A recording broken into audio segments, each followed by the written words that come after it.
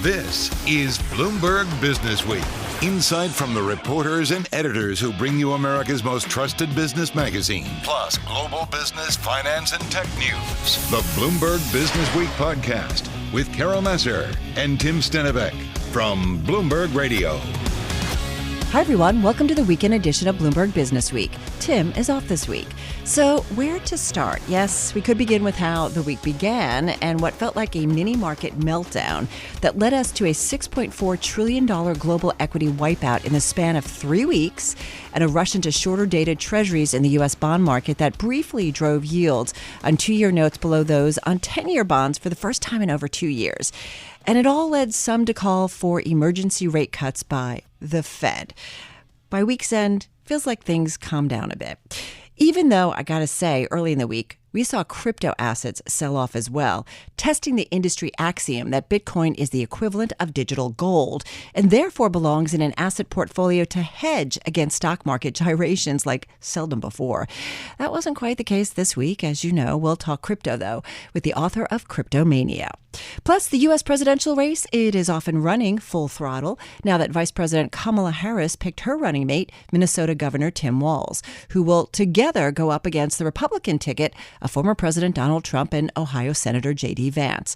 On that, how about going on a thought-provoking journey into the heart of our democracy and the soul of our country? That trip coming up. Plus, working from home, back at the office, hybrid work. How work continues to shift. We talk about that with the CEO of the workspace network company IWG, who is, by the way, not seeing signs of recession. If we were, we might be talking more about layoffs. On that, we get into their true cost. All of that to come. We begin with a trip along the back roads of the United States known as the Lincoln Highway, taken by Frank S. Barry and his wife. Frank Barry is a Bloomberg opinion columnist and a member of the editorial board covering national affairs. Full disclosure, he was chief speechwriter to Mayor Michael Bloomberg during the 2020 presidential campaign and in New York City Hall. Michael Bloomberg, of course, the founder of Bloomberg LP, home to Bloomberg Radio and Bloomberg Broadcast, and of course, of Bloomberg Philanthropies. Frank Barry's mission of wandering America to understand what binds our country together despite the great political divide is all in his new book, Backroads and Better Angels, A Journey into the Heart of American Democracy. He spoke about his journey with Bloomberg's Matt Miller and me, Matt in for my co-host Tim Stenovec, who was off this week. Back in 2016, when the country seemed to be coming apart at the seams, I was looking for a different way into the story that everybody was talking about, which is what's happening and why is the country so divided. And I wanted to go exploring what holds the country together. And I stumbled across this thing called the Lincoln Highway, which, as it turns out, starts here in New York in Times Square and runs all the way across the country to San Francisco. And it was the first road to connect the two coasts. It was dedicated in 1913. And so I thought, what better way to explore what holds the country together than by channeling the spirit of Lincoln and driving this road. Now, it didn't happen because life got in the way, but the pandemic came along in 2020, and my wife and I realized this was our opportunity. It was now or never. Was it snap judgment? No problem? Your wife said, yep, I'm in? It took a little work. It wasn't quite that quick, but she was all in, and it did happen really quickly. We had never driven an RV before, and so we had to move quickly. And 25 feet, 2017, Winnebago. Exactly. We decided it was the biggest RV we wanted to drive and the smallest RV we wanted to live in, but it had everything we needed, a bed, a kitchen, a bathroom, and off we went. So you made some interesting stops. I mean, obviously you had a job to do. You weren't just driving and sightseeing. That's right. You wanted to stop and talk to important people. How did you choose, with whom you would speak, and, how do you set up? I feel like you had to have a tour manager in order to organize everything. I wish I had had a tour manager. It was very much happening on the fly. I didn't have a lot of time to put it together, but I wanted to talk with people who would represent a cross-section of the country, people from all different backgrounds and working all different types of of jobs and different industries. And I wanted to talk with people who had interesting stories to tell that would represent what I was after, which was this better sense of what holds us together. And so in some cases, the people we spoke with, of course, were just spontaneous, people we met along the way, always interested to hear those stories. But I also would reach out to people before we arrived in town and ask, do you have time to sit down? Sometimes it was a civic leader, sometimes it was a business leader, sometimes it was a farmer, sometimes it was an activist. And the good thing about the pandemic, to the extent there was a good thing, is people had more time on their hands. Everyone's schedule was interrupted, and people were really generous with their time. We found it just kind of once everybody got up and running and being on air and working from our homes, everybody was accessible because everybody was home. That's right. I do want to ask you, your first interview, who that was, and I also want to even take one more step back. Why the Lincoln Highway? Yeah, so the Lincoln Highway to me represented it was a hopeful idea in 1913 when there was no road across the country. It was a way to stitch the country together, a way to encourage more people to see more of the country. I think that's still something that we need more of today. At a time when we talk about flyover country, the Lincoln Highway was kind of the original idea of combating the notion of flyover country. And so we left on September 11th from New York City. And you purposely chose September 11th? We did, because having lived in New York on September 11th, it's impossible not to carry with you the spirit, I think, the spirit of unity that we all felt in the aftermath. And so that's what I wanted to take with us and to try to channel. And so my first interview on September 11th was actually with the mayor of Jersey City, Steve Fulop, who was downtown as I was. My home city. Oh, you didn't get very far. It didn't get very far at all. Yeah. I'm a Jersey person, but it's where I You live started now. in Times Square and you just drove to Jersey City. You're like, stop here. Stop here. First stop, yeah. And we stopped. There's a Lincoln statue in Jersey City, a great one. And so I had a great conversation with him about his 9/11 story. He was working downtown as I was on that day. He ended up joining the Marines, and he talked about his journey from there and what led him to end up running for office. So what about when you actually get into flyover country? Because you're still a long way from it in Jersey City, okay? I mean, you haven't even got to the Newark airport yet. You gotta start somewhere. So like when you get to the real America, No, that's all real. who are you talking to in the heartland, though? Well, as all people from all different walks of life. And so, the heartland also includes Chicago. The Lincoln Highway runs through big cities and small towns. But in Ohio, I spoke with a farmer, Chris Gibbs, who had a real interesting story. A friend of mine introduced me to him. He was a lifelong Republican, very active in Republican Party politics, grew disillusioned with the party under Trump, decided to become an independent. And in doing that, he found something happened that he didn't expect, which is he lost most of his friends. And that was a really tough story to hear. But it was representative of how personal politics has become, I think. And a lot of people have a version of that where we've lost friendships over that. The good news of his story is he didn't give up.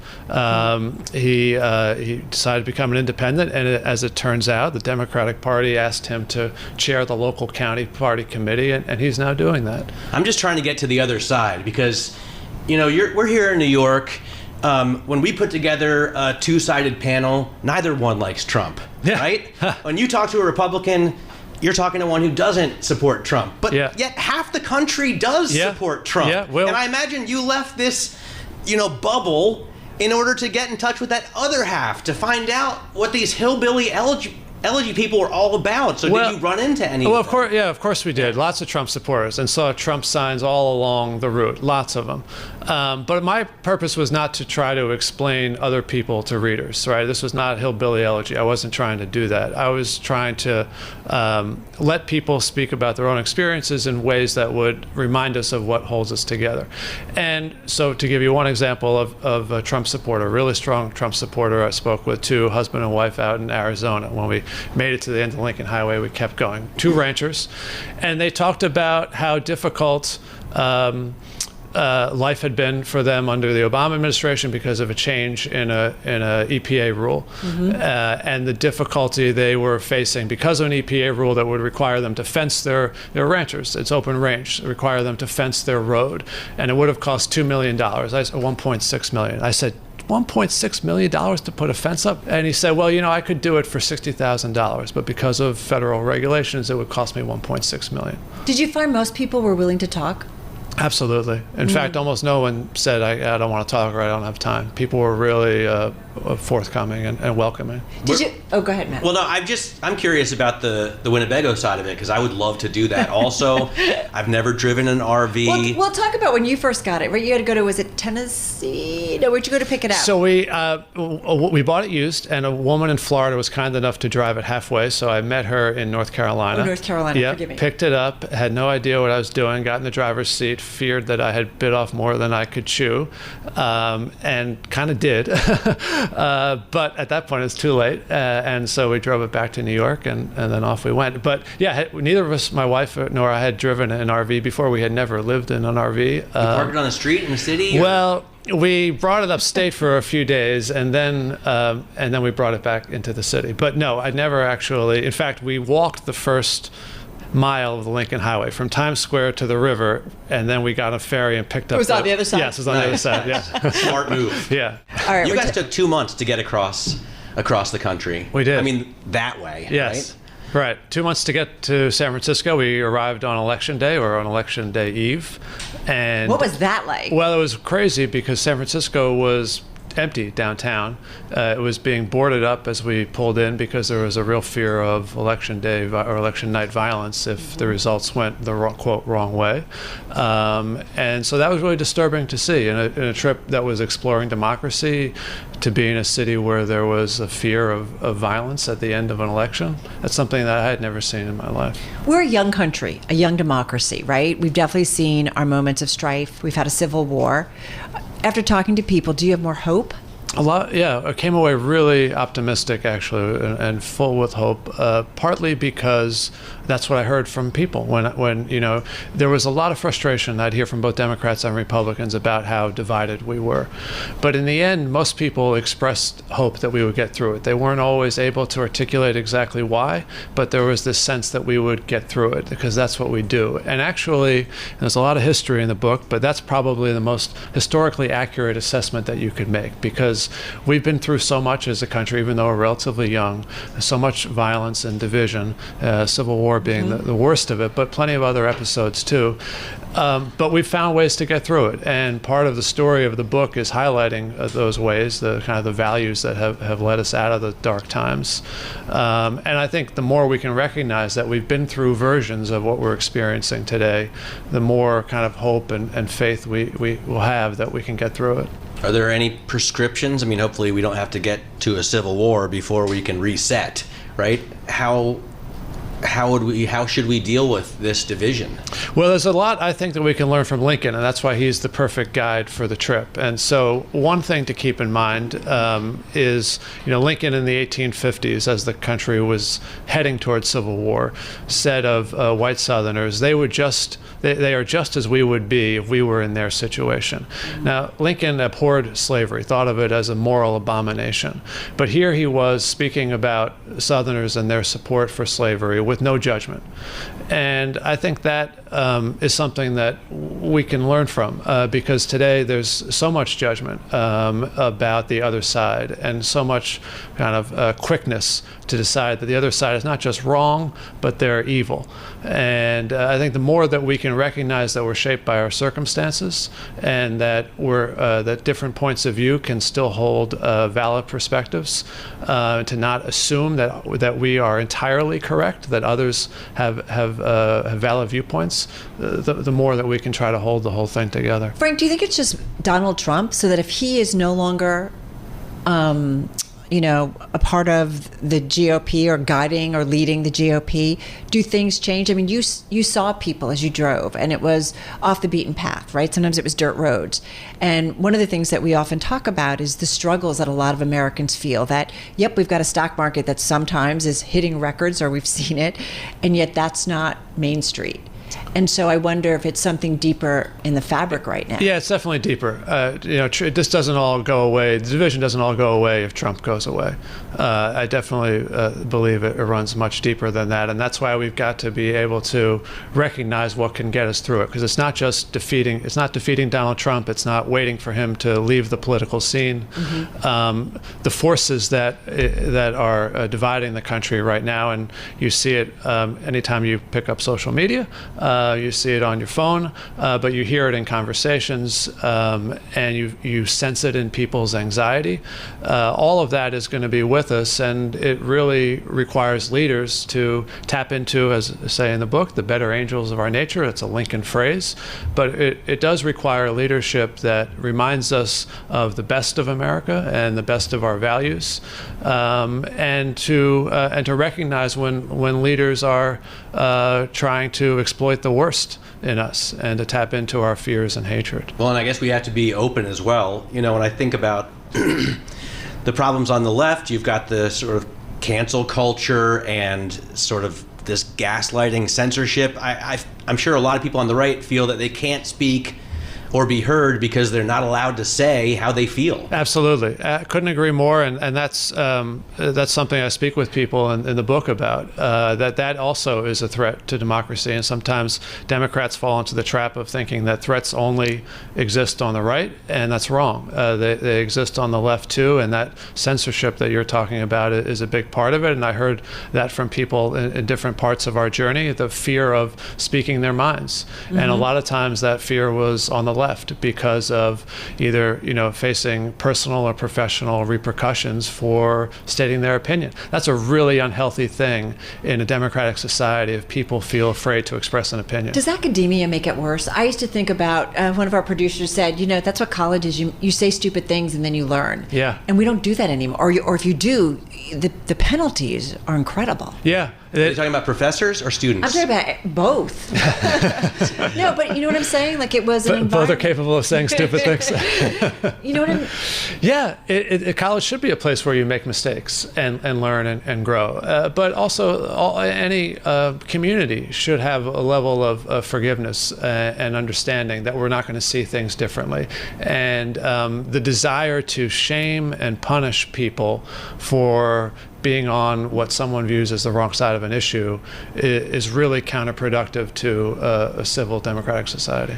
Your last person, we've only got about 40 seconds. Did you think long and hard about the last person you wanted to speak to? Well, as it happens, the trip, we went across the country and back. We ended at the Lincoln Memorial. And so I had an old friend I hadn't spoken to in many years, Sergeant Mike Riccardi, is a Capitol Police officer. He was on duty on January 6th. And so I spoke to him about his day. He's a conservative Republican, and he relayed the events of that day and how harrowing and dangerous and how much worse it almost was. And that was a really powerful thing to hear from him. And so that helps to conclude the story. Frank Berry is a Bloomberg Opinion columnist. His book, Backroads and Better Angels, A Journey into the Heart of American Democracy. Coming up, the demand for office space with the CEO of IWG and what it really costs when a company lays off workers. You're listening to Bloomberg Businessweek. This is Bloomberg. You're listening to the Bloomberg Businessweek podcast. Catch us live weekday afternoons from 2 to 5 p.m. Eastern. Listen on Apple CarPlay and Android Auto with the Bloomberg Business App. Or watch us live on YouTube. London-based International Workplace Group, or IWG, said it swung to a pre-tax profit for the first half as revenue grew and backed guidance for the year as it entered the second half with good momentum. The ADRs that trade in the U.S. rallied on the news. We wanted to hear more, especially with so much talk this past week about a U.S. labor market slowdown. We spoke with the founder and CEO of the London-based office provider, Mark Dixon. Matt Miller joining me on this conversation as well. He's in for Tim. Talk to us a little bit about the environment, what you're seeing in a day where we're trying to figure out the way forward after a global market sell-off. We operate in more than 120 countries. About half of our business is in the US. The economy's been difficult for a while, but we haven't seen any markets globally deteriorating unless they're places of extreme geopolitical pressure at the moment. So, demand is up, more companies moving to hybrid, and as we said today, good momentum going into the second half. So we're normally an early indicator. We're not seeing anything yet. I mean, you have, correct me if I'm wrong, formerly, I think people know the Regis brand really well. You have office space in places where people actually still want to use it, right? I just remember the last time we talked, it's like you're not loaded with, Midtown Manhattan, 3rd Avenue offices. It's more like closer to where people live. Isn't that the case? Absolutely right. Well, look, we have a huge operating platform. It's used by 8 million people. It's, now coming up for 4,000 buildings, 1 million rooms that we operate. This is a sizable operation. Exactly as you say, we do supply offices, by the way, in all over downtown, Midtown Manhattan, downtown, et cetera, but we also supply customers all over New Jersey, all over Connecticut, all over New York State, and all across the country. A US business is about 1,200 locations, and it's growing at about a 30% growth rate each year. Wow. As more and more people move to hybrid work, in particular in the suburbs. Wow. What kind of investment do you have to make there? Because it's not just like buying a building and, putting in carpeting. You've got to conform to the way we work. I'm imagining a lot of wiring, a lot of Wi-Fi. How capital intensive is the business? Well, look, we're opening 1,000 new buildings a year, approximately. But we do not make the investments. We're similar to Marriott or Hyatt or Hilton. We operate these things on behalf of landlord partners, investor partners that actually own the buildings. So we are an operator. We're not the funder. So but in answer to your question, it costs about $1 million for an average size center, 1 to 2 million. We can build them in about 9 weeks and trade them pretty quickly anywhere in the country. Such is the demand for hybrid working. And look, most importantly, it gives owners who, whether they're in the suburbs or in downtown locations, it gives them new income that they weren't touching before. New income, which basically is coming from a productization of real estate, turning it from what was difficult and capex heavy into OPEX and cash light for customers. Mark, what can you tell us, though? Here we are, 4 years out from the start of the global pandemic, and I'm thinking about just here in the U.S. specifically, since you said about more than half of your business is here in the United States. How has, in terms of the working from home or the hybrid mix, how has it evolved? How has it changed? It's sort of evolving fast, as fast as real estate will let it. Remember, you've got a backdrop. People already have commitments to real estate. So it takes time for them to shed those commitments, number one. Number two, pretty much all corporations are either adopting or reviewing the adoption of hybrid working to some degree. Just if you look at what we supply, out of our 8 million customers today, about 1 million we support working from home, and more of that percentage in the US as corporations basically use technology. I mean, basically your office is now run by Microsoft. It's not in sort of real estate in Manhattan or anywhere in the country. Companies more and more are moving to working on a platform that is, providing space wherever people need it, as opposed to bringing them into central offices, wherever they may be, and getting people together. So it's much cheaper. It's half the price. It's OPEX only. There's no CapEx. It's super flexible. It's a business tool that companies are adopting because it makes sense. And of course, it's very popular with workers. They don't really want to be forced to commute. Exactly. No, I was just thinking about that. We've had this horrible story about New Jersey Transit stranding passengers for 3 hours in the tunnel with no air conditioning or electricity, and that would just make you not want to go from Chatham, New Jersey into the city to work every day. So I'd much rather, go to a Regis or an IWG office space in Short Hills. I don't know where they are, but do you find a lot of that? Do you find a lot of people who say, do you find a lot of a big growth in that customer who no longer wants to commute into the city, but wants to go to an office near her house? Look, the key thing here Matt, is they no longer need to be going to that downtown location or wherever it may be in the country. The technology allows them to work from anywhere, so they can work from home, but a lot of people are much more productive working from an office with less distractions. But they want that office to be down the road, walkable, cyclable, short drive. What they don't want to do is waste an hour, 2 hours a day going backwards and forwards, accompanied by their laptop to use a laptop in another place. It just doesn't make sense in a tech-enabled world. Mark, you guys can do single spaces. You can do offices for small teams, for large teams. You can be headquarters, right, for different folks. Yep. I am curious, what's the bulk of your business? Is it short-term durations? Is it longer term? Is it large teams? What is it? We do everything from hourly, daily, monthly, yearly. Long-term contract for us would be 2 or 3 years. In terms of numbers of people, about 40% of our business is individuals. These are individual professionals, individual entrepreneurs that all over the world, millions of them. It really works for them, and they're very sticky and the sort of bedrock of our business. About 40% are very large companies who would have larger implementations. I mean, these are up to 100,000, 200,000 people from a company that would be dropping in and using. And then in the middle, we got SMEs, smaller, medium companies that, use us because of the flexibility and so on. So it's a vast range. Remember, 8 million users. We've got a range of everyone. And look, the number keeps growing. It's a very attractive economic way to do things, both for our building owner partners and for our customers, and it's very popular with the workers themselves. Everyone's a winner in this. That's why it's got such momentum. Just 10, 15 seconds, forgive the squeeze, Mark, but so nothing in it that says to you recession, people slowing down on hiring or anything any clues there? Not that we're seeing.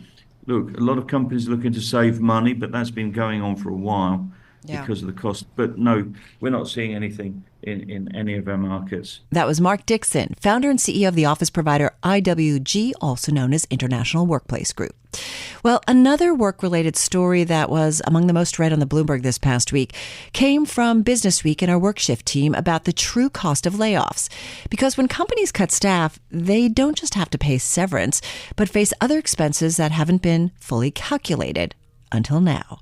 Matthew Boyle, Bloomberg News senior management and workplace reporter, filled in Matt Miller and me on the data collected and what it showed and why he did this story. Carol, I started work on this story 6 months ago. Oh, you did? Yeah, when layoffs were layoffs, when have they not been, coming hot and heavy, and just with Intel recently and Dell as well. But you see all these press releases, you read the memos from the CEOs, streamlining, efficiency, blah, blah, blah.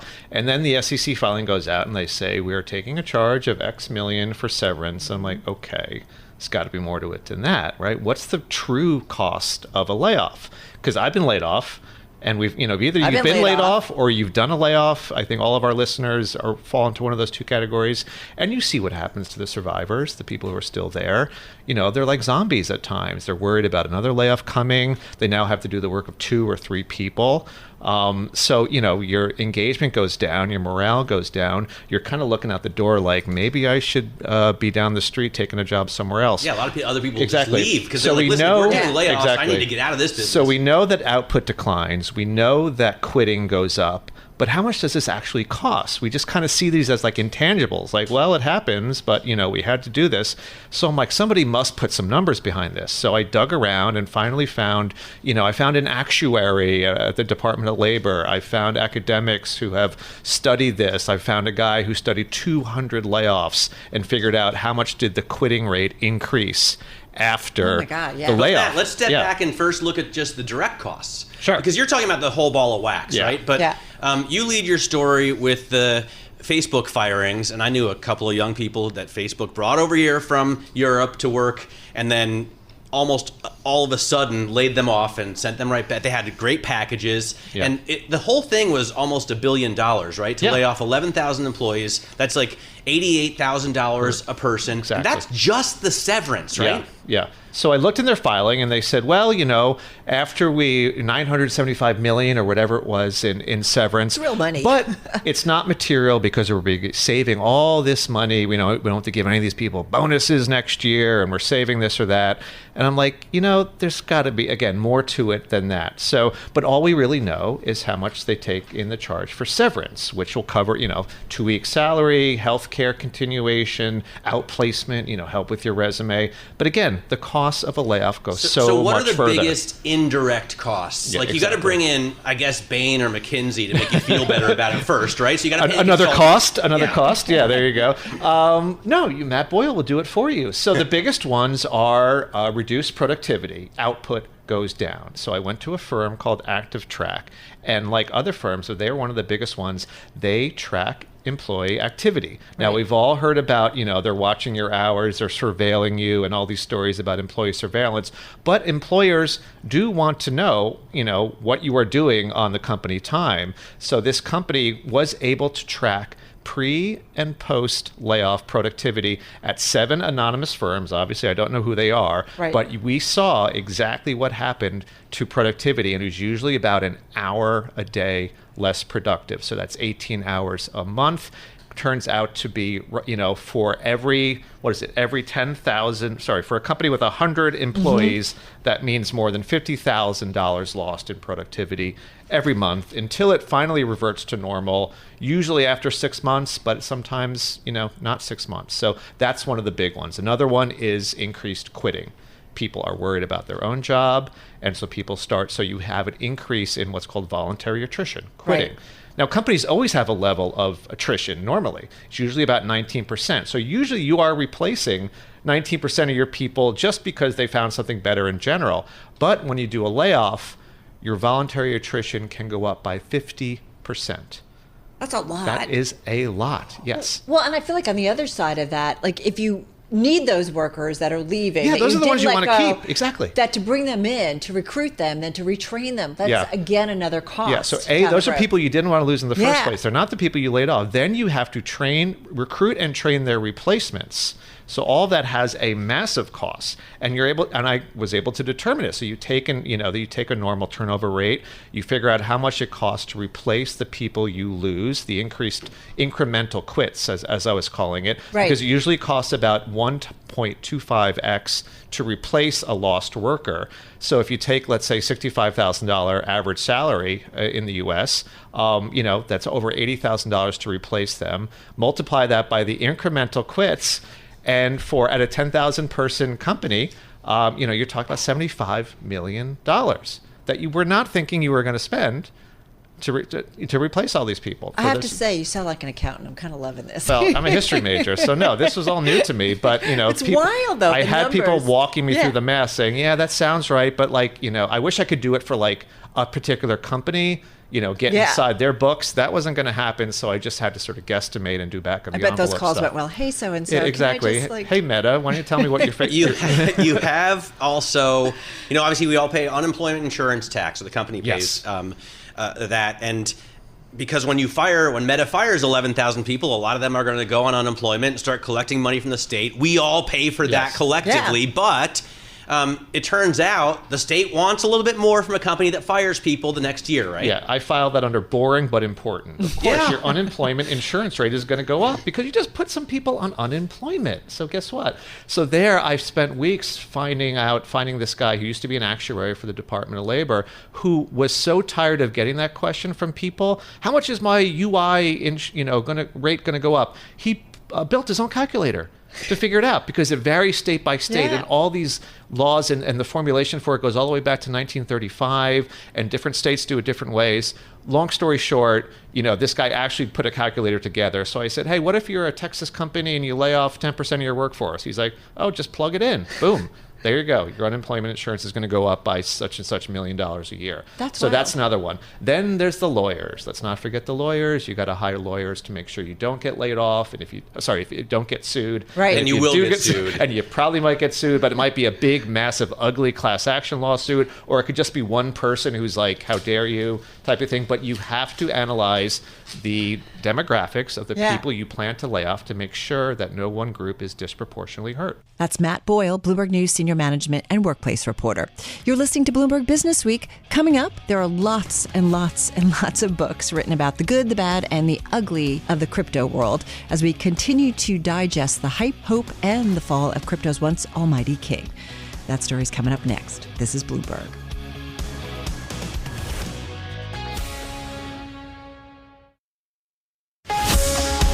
You're listening to the Bloomberg Business Week podcast. Listen live each weekday starting at 2 p.m. Eastern on Apple CarPlay and Android Auto with the Bloomberg Business App. You can also listen live on Amazon Alexa from our flagship New York station. Just say, Alexa, play Bloomberg 1130. The crypto asset sell-off this past week tested big time the thinking that Bitcoin is the equivalent of digital gold and therefore belongs in an asset portfolio to hedge against stock market gyrations. What safe haven, you might even ask? Well, as equities sank on Monday and carry trades unraveled, Bitcoin behaved more like stocks than gold, at one point tumbling 17% to below $50,000 before recouping some losses. Its correlation with the precious metal turned negative in July, according to Bloomberg data. And so, yes, we continue to rethink the world of crypto and try to understand the way forward.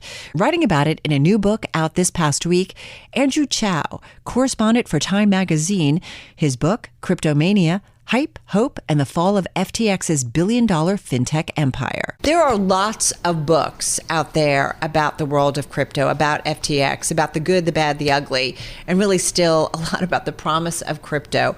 What did you want to write about and why? Absolutely. I think my book starts with the sort of utopian promises of crypto and the ideals forged out of the 2008 financial crash, wanting to build a fair, decentralized, global financial system that would work for everybody. And then seeing how that idea took hold in the minds of so many people over the pandemic and then took their wallets and then became a system that perhaps was even more predatory for the time being than what its backers had hoped. So that's sort of what my book traces. If they'd stuck to the original premise of Bitcoin, they wouldn't have lost their wallets, right? Because one of the key issues is that you own your own crypto. You don't let it sit on an FTX platform, for example. That's right. Yeah, it's so funny to see these centralized platforms, exchanges really take rise and kind of dominate the industry. Even now, it seems like at least over 5% of all crypto is sitting in Coinbase accounts. Last year, Binance had an even bigger share, and FTX as well. I mean, back when it existed, had a huge share of the market for people taking their money and trusting it with somebody else. The whole idea of crypto is that it's trustless, that you know it's there because it's sitting on the blockchain. You can see you it. You don't need somebody else. Or not you that there's right? Don't share your private key. Not your keys, not your crypto. You know, the whole point is not trusting anybody and being able to access this decentralized money anytime you want. And how the industry has formed has just been around these centralized systems that work better because they built out the technology and the UX to allow people to use. Do you differentiate between Bitcoin and the other, how many other coins are there? 2,000, 5,000 other coins out there? Do you make that differentiation, or do you see it? Quite a lot of my book is about Ethereum and the dream of Vitalik Buterin, its founder, to create a system that is like this layer of the internet that rests upon blockchain. It's not just about money or digital gold. It's about how blockchain could potentially facilitate these fair systems in all sorts of ways, and how then Ethereum and its ecosystem mostly became a giant casino. So I think, there are a lot of really interesting projects out there. I think a lot of their narratives haven't really stood the test of time. Solana's went down and then come up, Ethereum still, and then there's a whole bunch that are kind of But do you agree with, having studied this for so long and then written a book about it, staking versus proof of work? Yes. Well, proof of work is obviously takes a huge amount of energy. That's the point. Yeah. Yes, exactly. It's supposed to be incredibly energy intensive so that it's hard to hack into. I was actually in Texas. You've got to put your money where your mouth is, yeah. I was in Texas. There's a town that's being impacted because it's sitting next to a Bitcoin mine, a proof of work mine, and the noise from the mine is driving people crazy. So I think it's also important that we remember that it's on a blockchain, but these are physical technologies, and they're in the world, and they're impacting people in different ways. You talk about narratives around the crypto world. How has it changed in a good way or a bad way? In a good way is, interesting framing there. I think at the beginning of where my book starts... Or a smarter way, like more educated, if you will. In 2020, 2021, there was all this hope of crypto revolutionizing all these different parts of society. I don't know if you've heard of the concept of DAOs, where they were going to revolutionize how the corporation make corporate voting fair, or voting blockchains in city councils, keeping medical records on the blockchain. There are all these sort of applications that were supposed to happen. It seems like now the narrative has really been dominated lately by just the idea of number go up, the idea that Bitcoin is digital gold and that it's going to appreciate in value the more that people believe in it. It's running on momentum and the ideology around it. And from where I'm sitting, a lot of the other sort of ideals of the blockchain being able to transform and form a bedrock for different parts of society have not materialized yet. What happened to the decentralized, what's DAO? Decentralized autonomous organizations. There was so much hope for them. I remember talking to my veterinarian's assistant, and he was all hyped up. And it's such a fascinating concept, but I haven't heard anything about it in 2 years. Yes, exactly. A lot of them just sort of became investment clubs of wealthy crypto people being able to pool their money and then put them into other investments that went up and then crashed alongside the market. And it turned out the voting systems within DAOs were just as flawed as, a board vote, in which a lot of these DAOs had a sort of one token, one vote system. So the whales, the people who owned the most tokens, had an inordinate amount of sway in these organizations. So it's not like they were fair or a better voting system or a way to run anything from what I saw. But the bottom line is your outlook for crypto is not optimistic. It's funny because the belief system around crypto has grown so strong that, there are so many people there are so many outright critics, and then people like me who are just trying to point to the flaws or the divide between what the promises are and what's been delivered so far. That's basically, because everybody's sort of like, well, you can't stop pointing out the bad, but I'm a reporter. What can I do but exactly chronicle what has happened in the world? And I want to show that there were all these lofty promises of creating financial systems, global financial systems that were better than the status quo, and I don't think they've materialized yet. That's not to say that it couldn't happen in the future. SBF, FTX, rightfully so, you write a lot about him. Kind of the rapid rise and fall, it feels like. It's an unbelievable story. It's one, really written for the big screen. But having said that, did we need to kind of go through it to kind of look at the crypto world in a different light? Do we need to see something like that? I think that's a really interesting question. And interesting stupid or interesting No, stupid? I think most crypto people would argue no, we did not need to go through that. If he hadn't been around, then we would be well on our way to the moon. I think he revealed a lot about the way the crypto industry works and the way that the power vacuum, this decentralized space, can give rise to very powerful people who want to use the space for their own ends. I think it's important to remember that Sam Bankman-Fried did not come into crypto as an idealist or believing anything about the way that Bitcoin was going to revolutionize global finance. He simply saw an arbitrage opportunity that he had learned, on Wall Street, and saw that it was orders of magnitude more successful in crypto than it had been at Jane Street Capital. Mm-hmm. So he comes in and then he realizes that because of all the differences between the markets, he could make an absolute amazing amount of money, and then he is going to chase that to its logical end.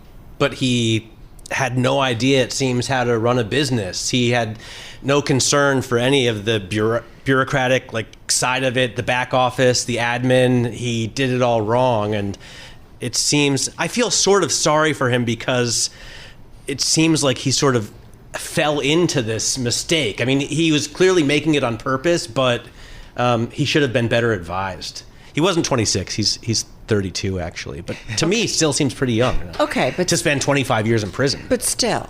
Although I also fault how many people followed really smart financial types who kind of put him up on a pedestal, right? Like, you think about everybody who chased him and wanted to talk to him and, Yes. maybe didn't question. All of us. I think he was incredibly hubristic, so I think his arrogance is sort of key here. He believed that he knew better than a lot of people. It's very Silicon Valley, right? Like, yes. Somebody bright, on a different level, brilliant. Exactly. And when it comes to the sort of checks and balances you were talking about, he would always talk about I want my company lean. I think, having a board would slow me down. He really believed in himself and his ability to revolutionize the way that a crypto business should run.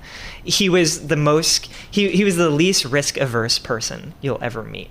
So he loved risk. He embraced it. He was taking all sorts of leverage, and that was his whole game, was to get as leveraged as possible and borrow as much money as possible to plow into risky trades that could then net him an enormous amount of money. And when you do that, if you chase that forever, it's going to come back to bite you. I've always thought, the coins in crypto don't seem to have much more value beyond the speculative nature of investing or gambling, but the underlying technology seems to hold so much promise. Blockchain technology, you see banks experimenting with it. You hear about the value of a decentralized ledger. Do you think there's any future for that technology? My book really explores this sort of dichotomy, which I cast in as sort of the battle for crypto's soul, which is very simplistic, but a nice sort of framing device between these two pillars of Vitalik Buterin, the founder of Ethereum, on one hand, who wants to build these elegant blockchain systems and believes that they can supercharge so many different things. And then Sam, on the other hand, who's just basically playing with meme coins. It's important to remember that Sam created a whole sort of genre of meme coins that people jokingly called the Sam coins that he used to prop up his own business. So creating his own coin called FTT, withholding most of it, putting it on the market, buying it back, instructing his traders to never let it fall below $1, and then letting people borrow off of it. So creating this enormous house of cards through meme coins. And we've seen how meme coins have been sort of one of the driving factors of this bull run of people, even the Trump coins and stuff like that, and really getting away the heart of crypto inside sort of meme coin mania and getting away from Vitalik's ideals that blockchains could be used for all sorts of useful things. How weird is it that we have Dogecoin on the Bloomberg terminal? Type CRYP go and you see our crypto homepage, right? And we're a serious business for real institutional investors, and we have a joke dog coin on here, and we track it every second. You're right. No, you're right. So strange. It gives it a huge level of credibility. Our thanks to Andrew Chow. He's correspondent for Time Magazine. He's the author of Cryptomania, Hype, Hope, and the Fall of FTX's billion-dollar fintech empire. His book out now. Well, that wraps up our first hour of the weekend edition of Bloomberg Businessweek from Bloomberg Radio. Ahead in our next hour, Rivian's founder and CEO on the VW partnership following a quarterly update that led to a stock sell-off. Plus, what it really is like to drive Rivian's second-generation SUV, the R1S. Plus, two former financial folks on season 3 of their HBO series Industry, which kicks off this weekend. And for all you math haters out there, we have the simple path to loving math. Yes, it can be done. This is Bloomberg Businessweek. I'm Carol Massar. Stay with us. Today's top stories and global business headlines are coming up right now. You're listening to the Bloomberg Businessweek podcast. Catch us live weekday afternoons from 2 to 5 p.m. Eastern. Listen on Apple CarPlay and Android Auto with the Bloomberg Business App. Or watch us live on YouTube. Plenty ahead in our second hour of the weekend edition of Bloomberg Businessweek. Tim is off. Bloomberg's Matt Miller joining me in our chats this week, including one about Rivian's founder and CEO on the VW partnership and the good and the bad of the second-generation Rivian SUV. Also, art imitating life in the HBO series industry. The co-creators are back on season 3, plus cracking the numeracy code for everyone who has ever thought they were bad at math. Turns out you don't need to be a prodigy. First up, one of the few pure-play electric vehicle makers in the U.S., second only to Tesla when it comes to EV output, that is still struggling, though, to get production levels up. We're talking about Rivian, and the stock sold off on the news following its latest quarterly update as it stuck to a full-year vehicle production target unchanged from last year. Rivian CEO expects output to grow in 2025, even with a plant shutdown looming. Here's Matt Miller joining me this week, subbing in for Tim. Matt kicking it off with his take on Rivian's business. If you're a new company, right, and you make an exciting new product, investors want to see growth. They want to see your production double. Sales only rose 3.3%. That's a problem that RJ Scaringe has to deal with. Higher output's coming next year, though, they did say. Yeah, they said that, but the plans for the future look good. They're supposed to build a new factory in Georgia. They got a $5 billion injection from Volkswagen. They're building a new factory in South Carolina. So at some point, you expect production to pick up. I wonder, though, how good the vehicle is. All right, we're going to talk about that, but you actually caught up with the chairman and CEO of Rivian and the founder a little bit earlier on Bloomberg TV. Here's what he had to say. The Volkswagen partnership is something we're really excited about, but the focus of this is around leveraging our network architecture, our topology of computers, topology of electronic control units, the ECUs in the vehicle, and then, of course, our software stack. It does open the door to other types of partnership and activities we could be doing with Volkswagen Group, but to date, the core focus, the singular focus, is around our software and electronics technology.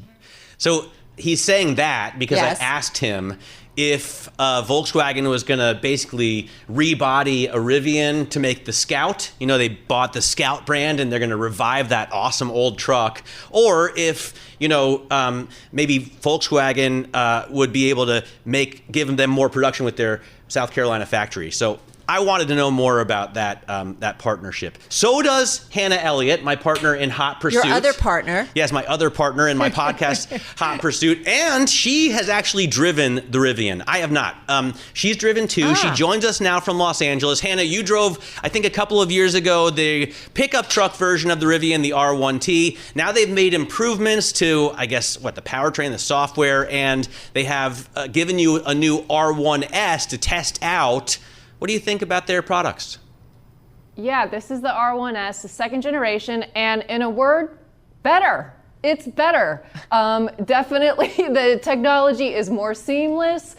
We have a lot more luxury options, like a glass roof that you can make go dark if you want. We've got heated and ventilated front seats.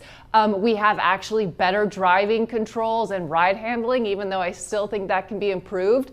So in short, it's better. I don't think it's a perfect product yet, and it is really expensive. The R1S that I drove was about $100,000. And that's actually not the top of the line. That was closer to the entry-level side. So yeah, it's getting better, I would say. It's getting better. A good foil for those who don't want to buy a Tesla, maybe.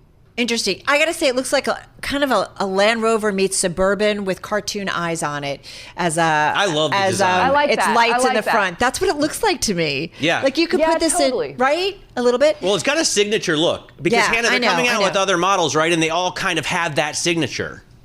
Completely. Of course, we have the truck, the R1T truck. We've got the R1S, which is the SUV. We've got the R2 promised and coming. So it's kind of, Rivian has decided that maybe they could be a foil for Tesla. That's, the Cybertruck is very polarizing in its looks, and the Model X has these gull-wing doors that really grab attention. So yeah, Rivian is kind of going maybe for a more quiet luxury, like Patagonia wearing style, which I think is smart. They're cultivating their own buyers. It makes sense. Does it matter though, unless they can produce more, does it really matter? Like, you know what I mean? It's really cool to see what they're doing, but don't they have to make more cars?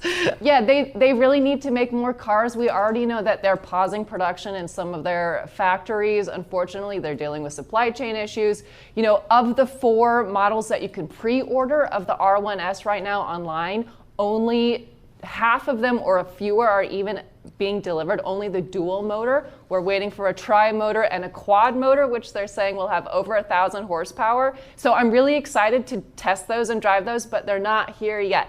Now, Rivian will take your money if you want to pre-order them, but it's going to be like next year at the earliest before we see really a wider range. So yeah, they need to like make more. It makes sense that if you want an electric vehicle to fit your whole family that's made in America, but you're not like a MAGA man, then you may not want to get one from Elon Musk, right? Yeah, and you know what? That applies to a lot of people, especially in California. I just read a really interesting opinion piece about that. Go ahead. Yeah, but I wonder why it doesn't handle that well. I mean, recently I've driven the F-150 Lightning. That has a lot of power. It's very big and heavy. It handles well. The Kia EV9, we both like that, Hannah. It's a big family SUV that handles well and is heavy. The BMW XM, even if you don't like the styling or don't really understand what BMW is doing with it, it's very heavy, but it's got this active, anti-roll technology that keeps it flat around corners. Why can't the Rivian, why don't they have the tech or the design to make it work around the corners? It's really disappointing. I mean, of course, part of it is just physics. This is a 7,000-pound SUV. It's almost 80 inches tall. It's big. It's like a rolling battery. That's what it is. So some of it is just physics. But to your point, others have been able to control the roll and sort of this Frankenstein lumber that I really felt in the R1S. And it's too bad. Making cars is hard. If you have a company like Volkswagen that's been making vehicles for decades, they just naturally have better engineering than a company that's a startup that is coming from the tech background. So I think part of it is just experience, and Rivian is new at making cars. All right, so bottom line, did you like it though? I know you look outside, you look inside. Did you like the ride? It doesn't drive great. No. Okay. A short answer, no. Give me the V8. I was in an old Resto Mod right after the Rivian, and it just felt a lot more fun to drive. A couple of other oddities I thought. The sunroof thing is cool. So they have, a transparent sunroof at the touch of a button becomes opaque, which is, I think, interesting, at least technology. Yeah, but totally. It doesn't have the kind of basic, if you walk up to your car with your key fob in your pocket, like every vehicle these days unlocks for you, and then locks when you walk away. What's the Rivian, how does that operate? So this seems like a really small thing, and it kind of is because it's just an issue with unlocking the car, but it's a big thing because we have to unlock and open the door handles every time we want to use the product. And the thing is, you can either download an app to unlock the vehicle, or you have to carry around a key card and sort of this plastic pouch, which you wave on the door handles, and then they sort of pivot out from the side of the vehicle. There's a little bit of a delay. You have to hit the card just right on the side of the car. It's not intuitive, and the car doesn't recognize the key, like you said, as you walk up to it. This technology is not solving problems. That was Bloomberg News auto columnist Hannah Elliott and co-host of the Bloomberg Hot Pursuit podcast that she does with Matt Miller. Matt, of course, joining us there as well. If taking a Rivian for a test drive this weekend is perhaps not your jam, how about diving into a world that is near and dear to us? The HBO series Industry has been described as a Gen Z banking drama and made its debut in 2020. It centers on a group of college graduates working at Pierpoint & Company, a fictional London investment bank. I got an email about a girl on your desk dealing with some embezzlement and a missing daddy. The press want a public face for this scandal. I needed my friend, and you used me! Does it appall you that I have somehow managed to make it on my own? Everyone's collateral. We hold the line. Where's your stomach? I hope you all enjoyed feeling your flesh sear in the hell you've created. That's from the HBO series Industry. The writers and co-creators Mickey Down and Conrad Kay joined Bloomberg's Matt Miller and me in studio to talk about the series, now in its third year. Did you ever think it was going to make it to season 3? Of course not. No, we never think so. We always write as if we're writing the last episode. But yeah, it's a privilege. The odds, honestly, in the media industry are against you getting 2 extensions, right? And that's a pretty amazing achievement. The odds are against getting a season 1. Yeah. It's an amazing achievement. We're really, really happy. Well, Conrad, tell us what it's meant for you. Oh, it's tremendous. I mean, me and Mickey have known each other, and we're now in our mid-30s. I've known Mickey since he was 18, and to get this, we're best friends. To get to do this on this scale has been a dream come true. And like as Mickey, doing it with HBO, they really took a huge punt on us. We were very, very green and very inexperienced, and you can't really make TV anywhere else, in my opinion. And I know we've talked about this. I was thinking about this. All of us, I sit in our makeup room or in our newsroom, like, I've got an idea for a show. It hasn't happened. I'm still here, and I'm happy to be here. But I mean, you guys actually had an idea. And it worked out. How did that come to be? Well, we started. We met at Oxford. We went into careers in finance. I worked in investment banking. Conrad was on the trading floor. Right. That's how the story. I mean, it was based on our experiences originally. But we all have had interesting, crazy experiences. True. Matt's going to have, but not like they do on the trading floor, right? I mean, the trading floor is on another level. There's a story today about an ICAP broker who had a client from Citi who just continued to harass her, and she went to HR and said, "This is a problem. The guy's making me feel uncomfortable." And her boss was like, "I don't care. He brings us so many trades. Suck it up," basically. That's not unusual, is it? No, it feels very realistic. I mean, some people say to us a criticism of the show, they think it's hyper sensationalized. But like we experienced, I worked on a trading floor for 3 years at a big American bank. This was pre-Me Too, but it still felt like very much a hierarchical place where women were having to behave in a certain way, and in a way men weren't expected to be honest. Well, but go back to how it happened. I mean, because it's like I said, we all have great ideas. Like, how did you make it happen? Well, we were working with a producer called Jane Tranter, who was a big cheese at the BBC before setting up her own studio, and we were doing something totally different for her. And then she basically discovered that we were two ex-bankers, and she said, "Did you ever want to write about this world?" And we had written about it. We'd written a really bad script about it, basically based on our own experiences, and it was incredibly boring and formless. But it was a script about finance, and the way that we opened it up is obviously there's loads of depictions of finance that we all know and love, but they're always from the top down. They're always about the people who have the most power in the industry. So our way of going through it was the new lens was to go through the people who had the least amount of power, people going to the job for the first time, which was reflective of our experience. And they're still partying like constantly, right? I mean, is it the same, you think, post Me Too in this new era as it was back in the days of heaven and hell parties and the Predator's Ball? I think. I mean, look. These places have to evolve. They have to evolve with the times. They have to keep up with the times. HR departments are incredibly much stronger now than they were 10 years ago. But I think human behavior. I mean, some people say this show is quite a cynical take on the world, but me and Mickey have a quite cynical take on the business. So I think it's a pretty realistic depiction of how things still unfold. How do you kind of keep the story going, or how do you think about what drives it? We have very good writers. I mean, we have insanely good writers' room. Like me and Mickey are sort of standing on the shoulders of really strong collaborators. So we go into a room for 12 weeks. We break the episodes with writers. We go away and write them. And it's a contemporary show. We loved it. Ironically, given we were both spat out by the business, we find finance fascinating now that we're writing about it rather than doing it. If that makes sense. We've got great consultants as well. One of which is quite a well-known person who doesn't want to be named. Yeah, that's not out here. And he absolutely loves using our show as to basically bash people he used to work with.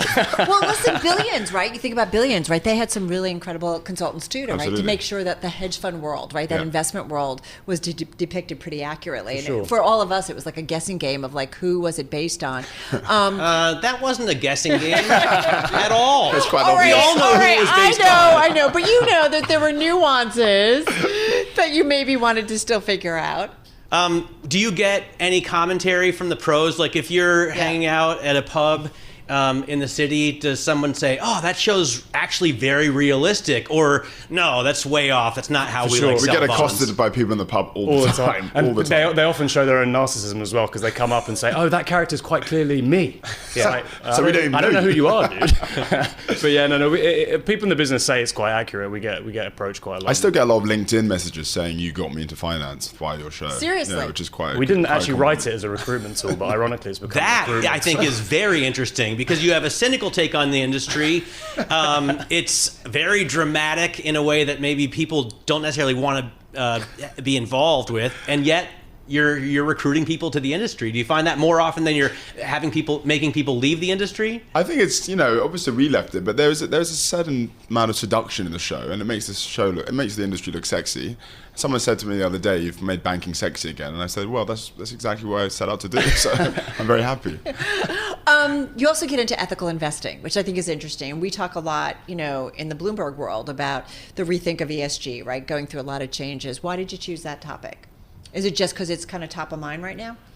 Or has been for a while? It felt like it was as we say, when we start breaking the season, we have the consultant in and we just talk about big macro trends and themes. It felt like something that we wanted the show to be more intelligible in the third season. We didn't want it to be just loads of finance technobabble, so we set it around an IPO. We thought that was more in the world. ESG is just one of those things which I think it's an acronym, but you still you understand the real world impact of what it is. And also the show functions that we kind of call it a bit of a high tone satire. It's always got its kind of tongue in its cheek a little bit, and it felt like the perfect thing. That you think the show's cynical, it feels like the perfect thing for us to kind of try and interrogate and undercut a little bit. And it's a good avenue for humor, to be honest.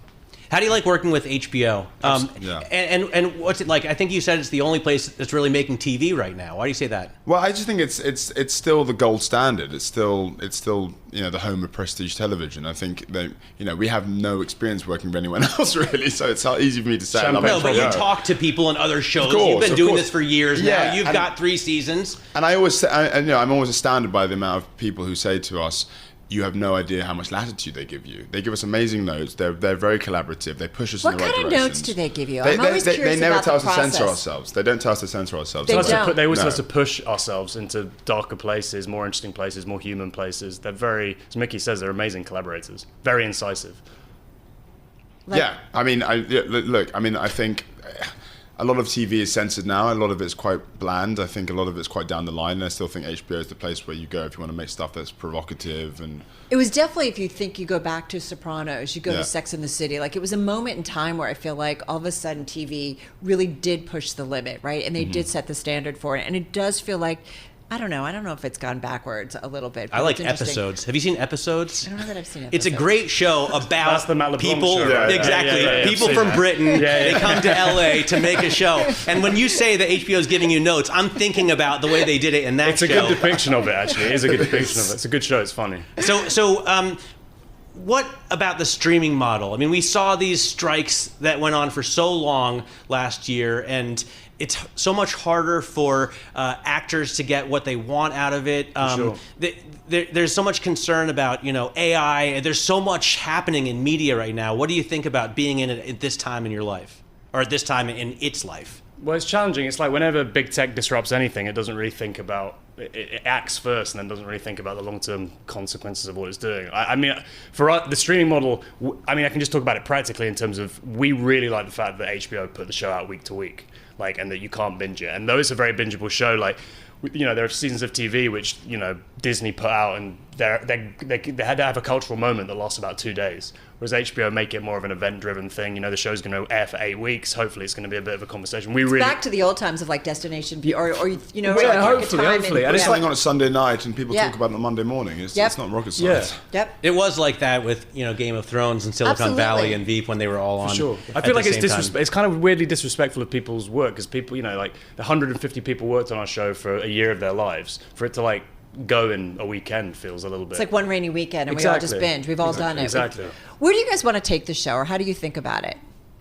We want to keep doing it. I mean, as I joked earlier about the fact that, we never know whether we're going to come back or not. So we always write the last episode of each season to feel like it could be a finale, but with the door slightly ajar. That's a little tough, though. Yeah, that's going back to what you said about this. That's the business at the moment. You're not guaranteed a third, fourth season. It's getting a third season that feels totally wild to me. So I think we'd love to continue it. We directed the last 2 episodes, which was a new experience. Without ruining it, the show goes... First time you guys directed? First time we directed. Yeah. And the show ends on a very bold note, which allows for new stories, but also closes the door on other ones. So I think there's more to be said here. It's interesting that you make it, that you're making it in a way, I don't want to say more serious, but it's like the arc that Barry took, where it started out as a comedy and became a drama. Mm-hmm. What's ahead if you get a season 4? I mean, do you continue that arc towards the show? Kind of it just matured in the sense that me and Mickey and all the actors were very young when it first aired, and the show had a very YA feel. It was about drugs, sex, rock and roll, young grads. Mm-hmm. They're now in a position where both fictionally and in real life, they've grown up, we've grown up. we just can't help but write about sort of more mature, deeper, more adult themes. So I think that's where the resonance you're talking about comes. And I think we'll just continue to do that as if we get given the opportunity. Is there ever like an offshoot of it as you guys think? Do you think about What other products are you spinning out? The Pierpoint universe. Yeah, 18 spear points. Yeah, Period drop. That would be quite fun. It would be cool. Do you guys miss being in the world of finance? I mean, you get to kind of live it by writing about it.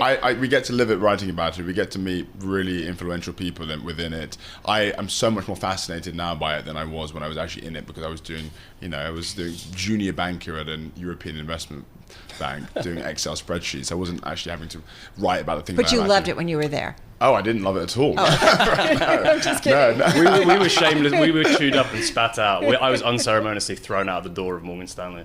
What's the city like post-Brexit?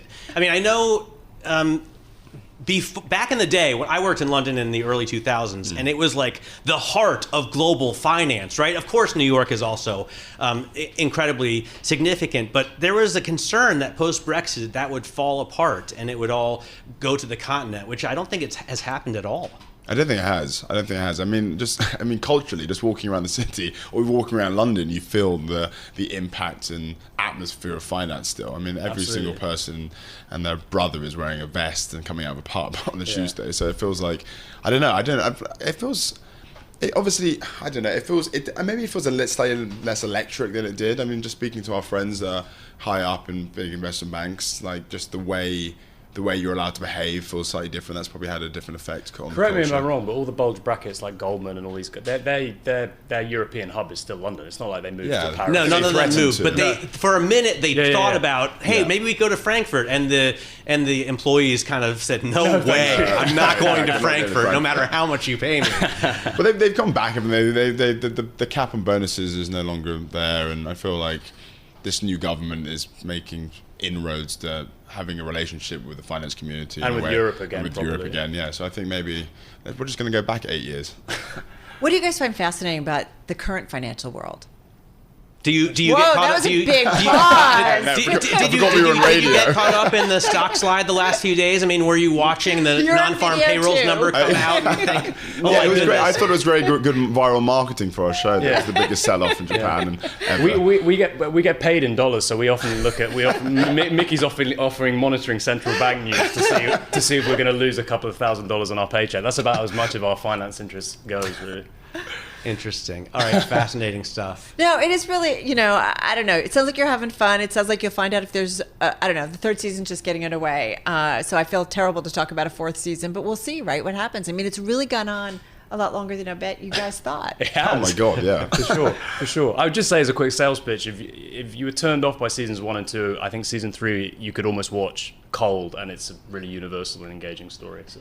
Why would we be turned off by seasons 1 and 2? No, I'm just saying, because some people thought it was, slightly. Is your audience? Is your audience more Gen Z and millennials? Do you think you connect with an older audience? I don't know how many Gen Z people watch TV, to be honest. I mean, but it's definitely. I would say it skews younger, but we're hoping to. As I said before, like the show's become more adult, so hopefully. Does HBO ever sit down with you and say, "Look, you're not getting the 45 to 55-year-olds"? Like, do you look at Never the demographics? Have that conversation. No.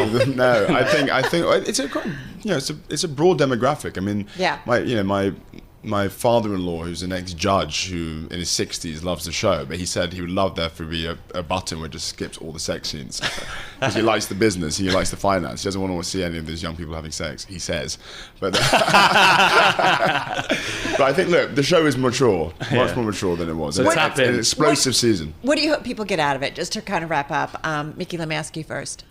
Look, it's not a didactic show. It's not preachy. I think it's really, really entertaining. I think this is the most explosive seasons yet, and it's just a lot of fun. It's very, very addictive, and I think people will enjoy it for that reason as well. And if it says something about the world, then that's a plus. Conrad, last 30 seconds for you. I think it's one of the few TV shows in which I think will force you to put down your phone and not second screen it, because it's engaging, it's dialogue driven. Turn on the subtitles. There are loads of jokes in the background. Enjoy it. All right, it's streaming already? It comes out on Sunday. Okay, 9 good. p.m. 9 p.m. All right, Sunday, 9 p.m. That's Mickey Down and Conrad Kay, the writers and co-creators of the HBO series Industry. You're listening to Bloomberg Business Week. Coming up, it turns out you can have a math mind without being a prodigy. We get into the simple path to loving math. That's next. This is Bloomberg.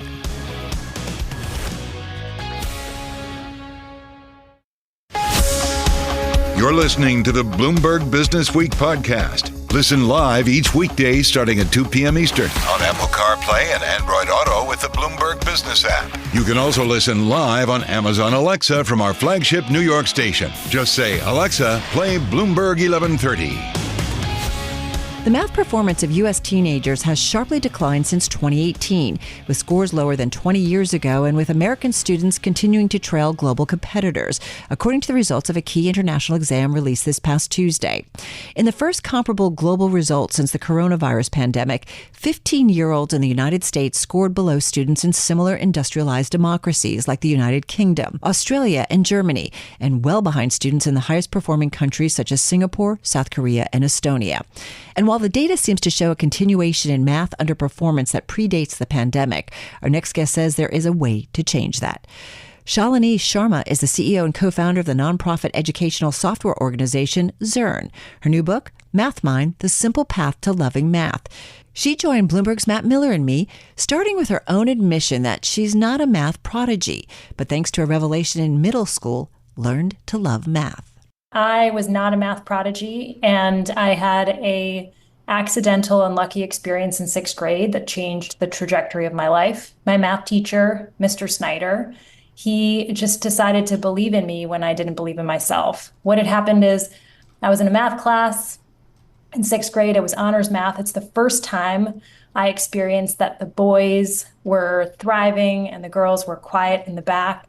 There weren't actually very many girls in the class. There were more boys. And I was just barely holding on. I remember there was a point where I took a test. Mr. Snyder called me to his desk. My stomach dropped. I went over to his desk and I saw less red marking than usual.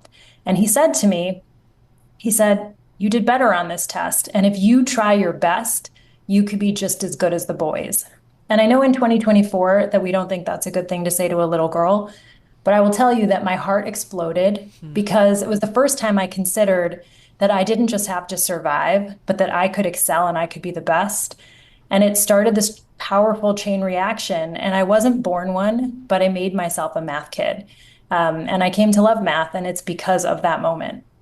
I had also some really great teachers that I'll never forget. And I never thought I was that good at math. I was very dyslexic. I had a bad memory for times tables in, first and second grade or whenever you do that. But I get to 8th grade and I get this algebra teacher at the Columbus Academy, Tim Hildreth, who just really made math seem more fun, like an art or like music or like it was creative, as you write in your book. And he connected with me in a way that was cool. The problem I have is that I can always visualize the solution. I can feel how the problem should work out, and I can get a lot of the answers right. I'm not good at the formulaic showing your work, and I never have been. So I wonder if that's a common problem. Yeah, I mean, so much in there. So think about reading. If, for example, let's say we were all going to take a reading test, but none of us knew how to read. We didn't know that each letter represented a sound and that you could put the sounds together and make bigger sounds. Like we didn't know that. But you showed me a bunch of symbols and you said, when these symbols are together, that means the word house. When these symbols are together, that means the word radio. And so there was a 200-word test. I crammed it. I memorized all the words. I even got an A on the test. But because of how every human brain works, every adult brain, every kid brain, I would start to forget that. And so 2 weeks later, even though I got an A on the test, I would forget how to read. And so think about how terrifying and insane reading would feel if we taught it that way. And so what you're talking about happened to you in your 8th grade class is that the symbols and the meaning came together. So what math really is symbolic notation to describe the real world around you. That's actually all it is. And so when you see pictures and visuals, then you get to connect that symbolic notation with reality, and then it sinks into the brain and it becomes durable. And that's just the science of how our brains work. So if you're teaching, let's say, a 7th grader about negative numbers, you can teach them all these rules of when you multiply a negative times a negative, it's positive. When you subtract a negative from a negative, you can give them a table and they may cram it, but they're going to feel really stressed.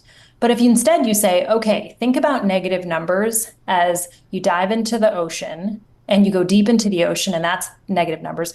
Get back up to sea level, that's 0. And then you climb a mountain, those are positive numbers. Now, let's lay that out in the number line. And so if we see the number -5, that is the position of the number on the number line. Now start playing with the numbers. And that's what's often missing for kids, is that making sense. And the kids who love math, perhaps maybe Carol, they're doing that in their heads. Either adults showed it to them, they figured it out themselves, they read the textbook, however they figured that out, but they put the symbols and the pictures together. And one of the main things we can do to help kids love math is always offer them those pictures proactively. It's funny. One of our producers, Cece, she's like, I want to read this book. And she even said in the newsroom, I think I had a question here about can you help adults enjoy math and have kind of a math mind? Having said that, I grew up, there's a lot of memorization and a lot of doing problems and a lot of that. And I feel like the focus wasn't so much on how you got there, just get there and get the right answer. I mean, can an adult learn to love math and be better at math? Yeah, definitely. And I think we as adults all kind of have to, for 2 reasons. One is if we're parents or aunties and uncles of kids, if we love math, we will help them love math. And so it's kind of our duty to help kids.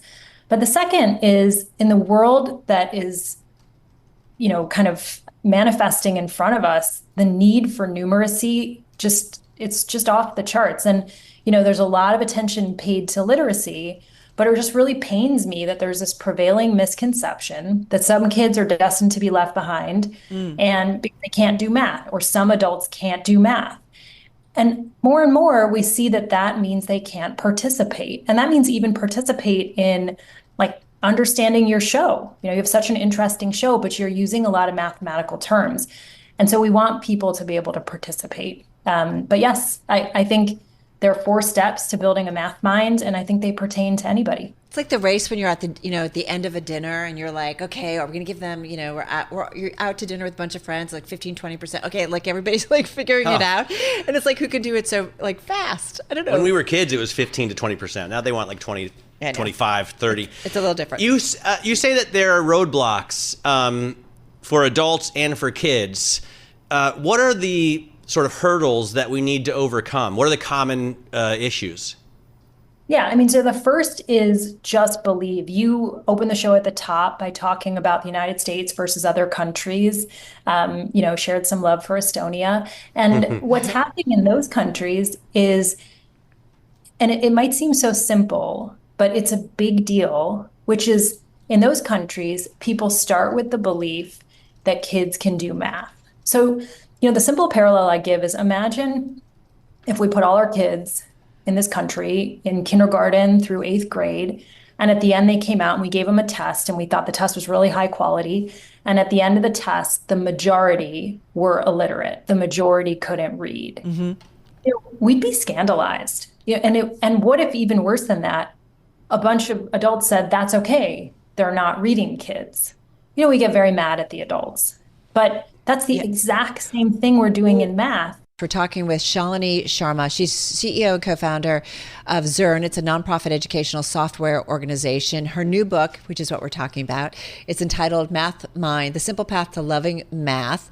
And by the way, can I just say one thing? You can say whatever you want. You were talking at the top about how the U.S., obviously, U.S. kids in general aren't doing great at math compared to the kids in Singapore. Yeah. And then you mentioned Estonia. Yeah. And I made a joke about how small. I want to point out that I do love Estonia. Okay. I went there for an ECB conference to Tallinn. Yeah. I stayed at the Hotel Telegraph, which was beautiful. So you're giving it some love. The downtown is very nice. I would, as a tourist, go back just to hang out. So I just want everyone from Estonia to know I do love you. Because we get hate mail, or Matt gets hate mail. And it's cool that they're great at math. I want to go to chapter 12. You say math matters for everyone, but we act as if it matters only for a select few. Our education system is built around both overt and quiet classifying of students, what you have referred to as sorting. We track classes. I grew up where it was like kids were in honors math. Kids were in regular math. Kids were in math that needed help.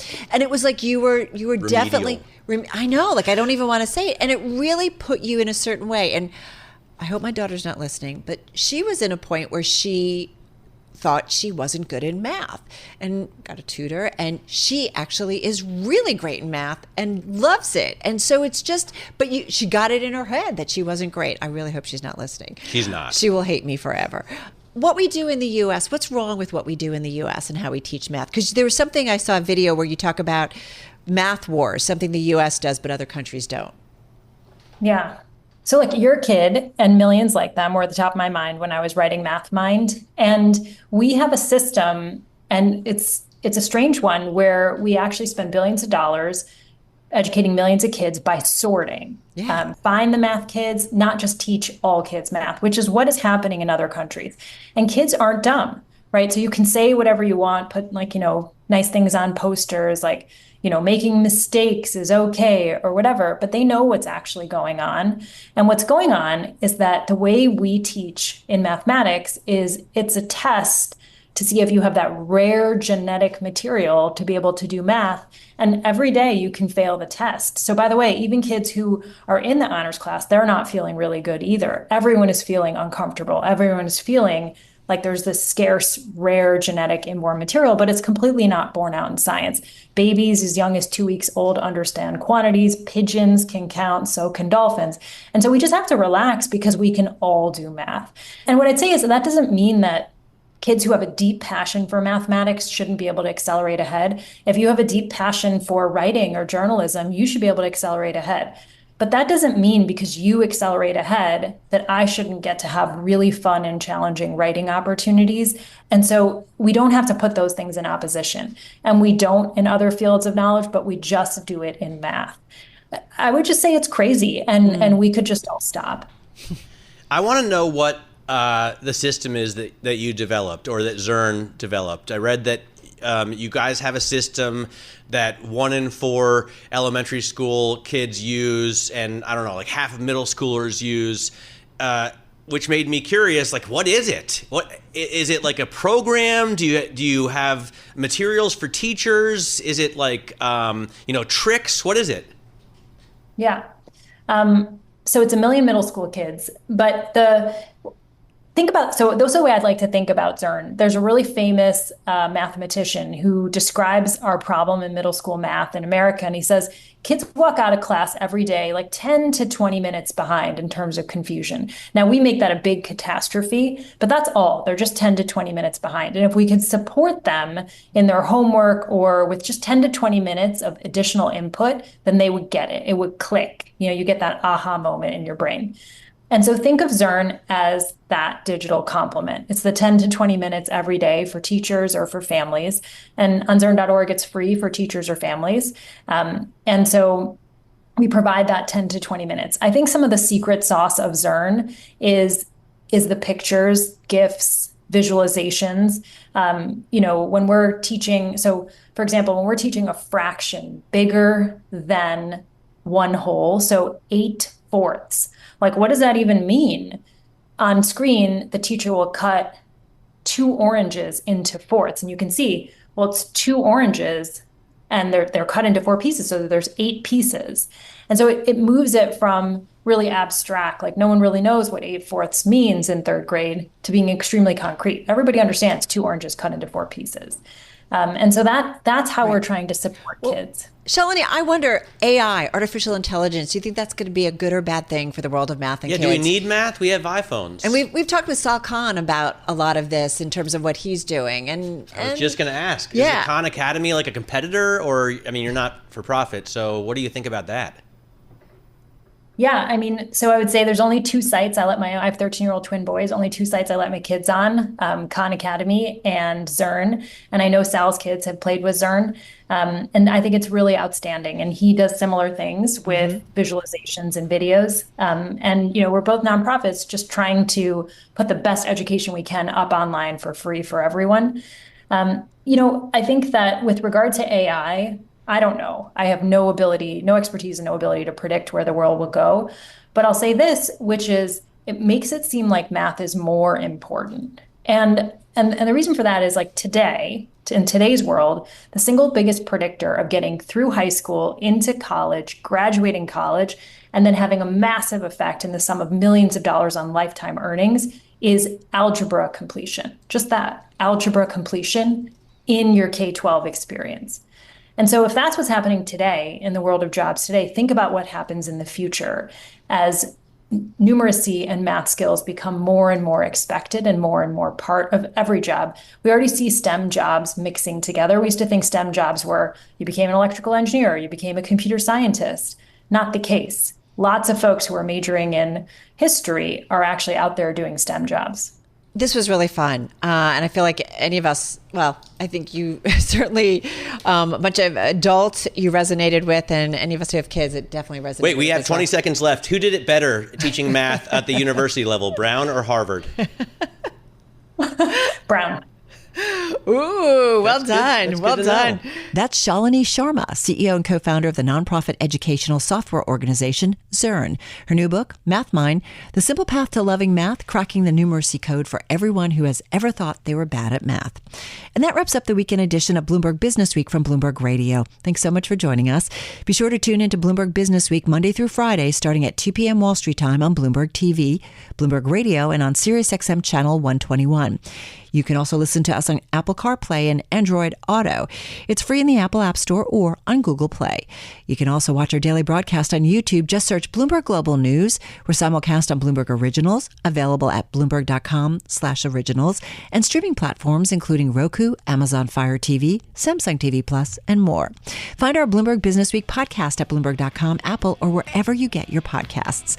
And the latest edition of Bloomberg Businessweek magazine is available on newsstands now at Bloomberg.com and always on the Bloomberg terminal. I'm Carol Massar. Have a good and safe weekend, everyone. Stay with us. Today's top stories and global business headlines are coming up right now.